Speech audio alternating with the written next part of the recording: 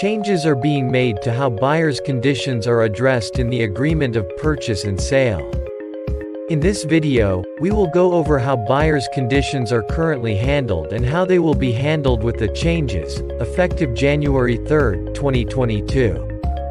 For example, when preparing an agreement of purchase and sale in Nova Scotia, Clause 4 highlights the buyer's conditions. It states that the agreement is subject to the buyer, at the buyer's expense, securing, conducting or reviewing the following, on or before X date. There is a checklist of conditional items, including, a property disclosure statement, restrictive covenants that may affect the property, an equipment schedule, financing, property inspections, insurance, and other. The parties agree on a condition deadline for the items from the list that are checked. So the buyer now has a list of conditions they are responsible for satisfying, and a deadline they must meet.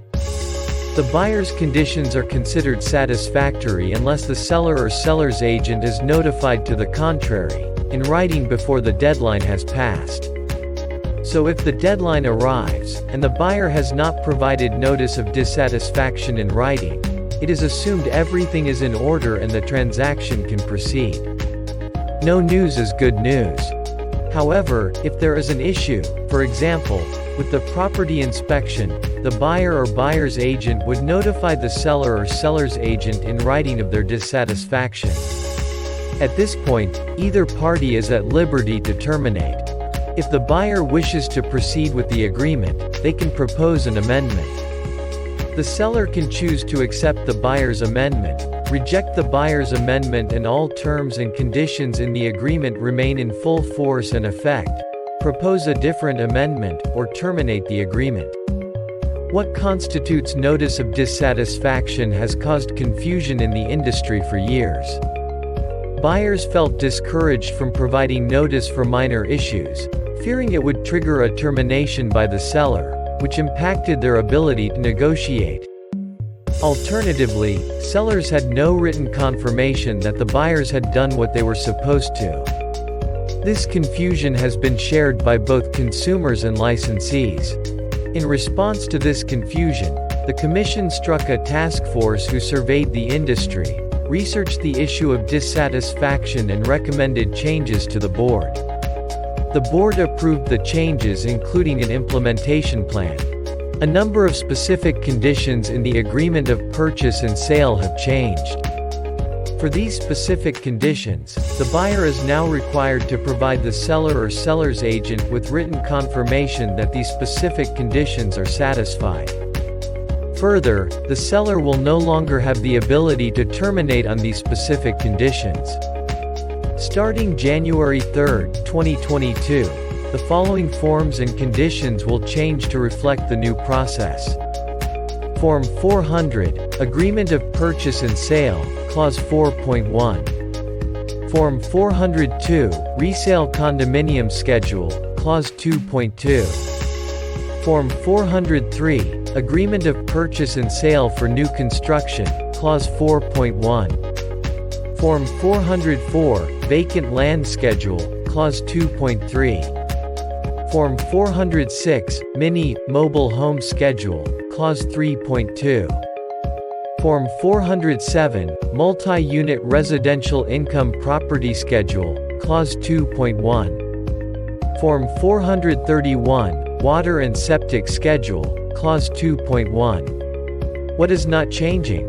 The buyer's conditions will remain the same. The buyers still have a checklist of items they are responsible for, and a condition deadline. What is changing? The new process will no longer be, no news is good news. Once a buyer has gone through their list of conditions and they are satisfied, they must provide the seller or seller's agent with written confirmation. The Commission has developed a new form for this purpose. Form 408, Buyer Waiver of Conditions. The revised Agreement of Purchase and Sale requires Form 408 to be provided to the seller or seller's agent on or before the condition deadline. Form 408 confirms that the buyer is satisfied with and waiving those conditions from the Agreement of Purchase and Sale. From here, the buyer and seller can proceed with the transaction. The new process allows them to negotiate new terms to their agreement without the fear of the seller terminating when they propose an amendment. Under the new process, only the buyer may terminate before the specific condition deadline.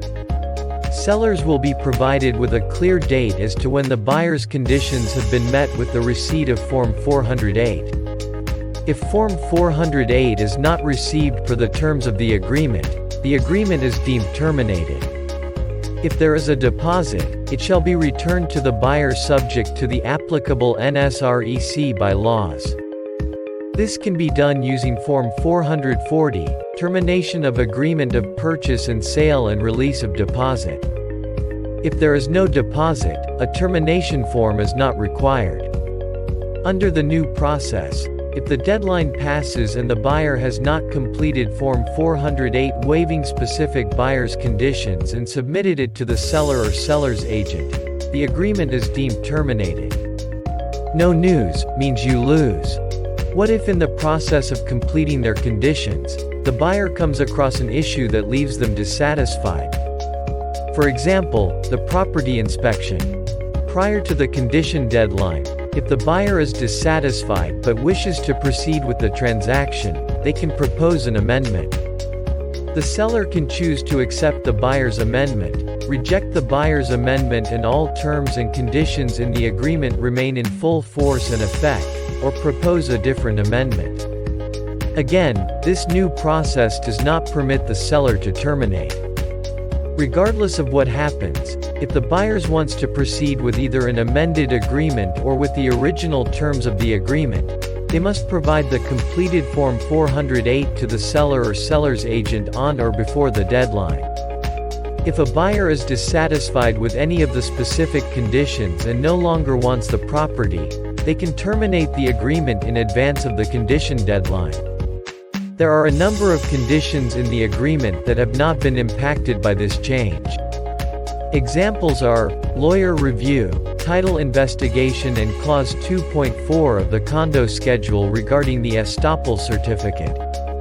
Here are the key things to remember. The new process goes into effect January 3, 2022. Buyers still have their list of conditions and their deadline. There are specific conditions that are impacted by this process. Once the buyer is satisfied with specific conditions, they must complete and sign Form 408, and provide it to the seller or seller's agent before the condition deadline. This new form is required to waive the buyer's conditions from the agreement of purchase and sale. Failure to provide notice now means the agreement shall be deemed terminated. The buyer has the ability to propose an amendment, without the seller being able to terminate the agreement. The buyer still has the ability to terminate the agreement prior to the specific buyer's condition deadline, however, the seller does not. Remember, no news means you lose. Lawyer review, title investigation, and the estoppel certificate conditions have not changed. For a copy of the transcript, please visit the Commission's website.